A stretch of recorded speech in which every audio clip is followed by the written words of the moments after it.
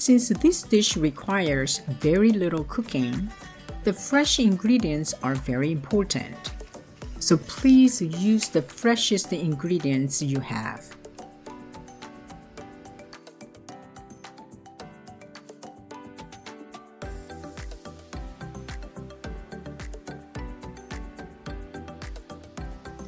Roast the pine nuts on low heat. Roasted nuts are so much more delicious, so do not skip this part. This takes only a few minutes, but it will make a huge difference.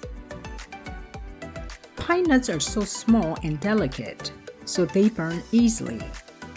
Also, they're expensive, so don't leave them alone. When they become light brown, set them aside. Toast the panko breadcrumbs. Season cherry tomatoes with salt and pepper, and drizzle oil. Put them in a baking sheet and bake them at 350 for 5 minutes. Grate the Parmesan cheese. We need 1 cup. In a food processor, put parsley leaves and basil leaves.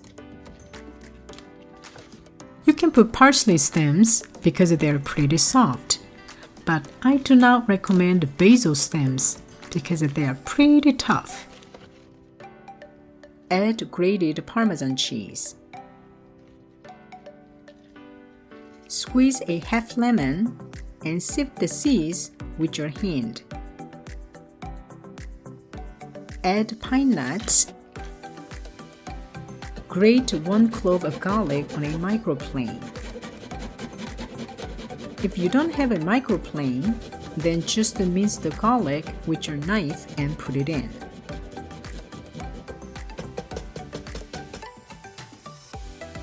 Season with salt and pepper.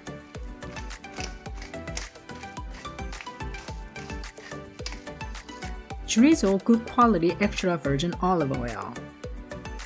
Since we are not cooking with heat, this is the best time to use good quality extra virgin olive oil.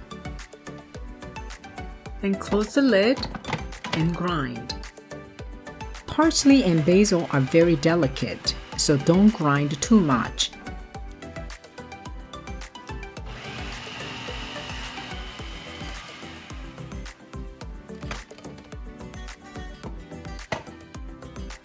Scrape the pesto with a spatula. If the pesto looks dry, then add extra oil. And grind a little bit longer, and that's it.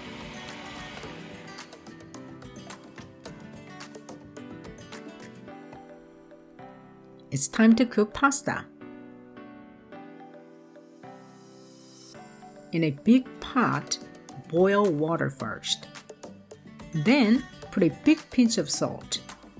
This is the time you season the pasta.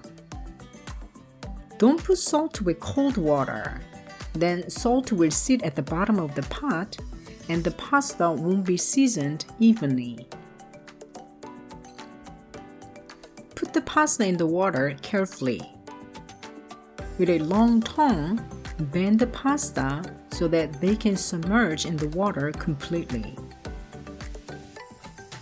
Occasionally, stir so that the pasta won't stick to the bottom of the pot. Boil the pasta according to the instruction on the package. Save some pasta water for later, and you will see why. Once the pasta is done, drain in a colander. Do not wash the pasta in the running water. If you do, the sauce will not stick to the pasta. Put cooked pasta in a bowl and mix with the pesto. Look at this brilliant color. When the pasta gets too dry, pour some of the pasta water we saved earlier. That will make the pasta moist and smooth. You can serve as a vegetarian dish or an appetizer, or a small bite for your party. Swirl the pasta with a fork and shape it with a spoon.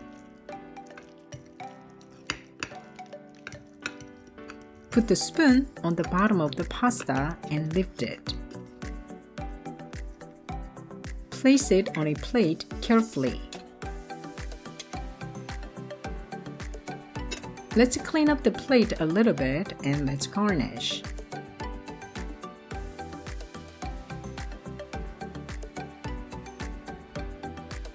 Put some toasted breadcrumbs.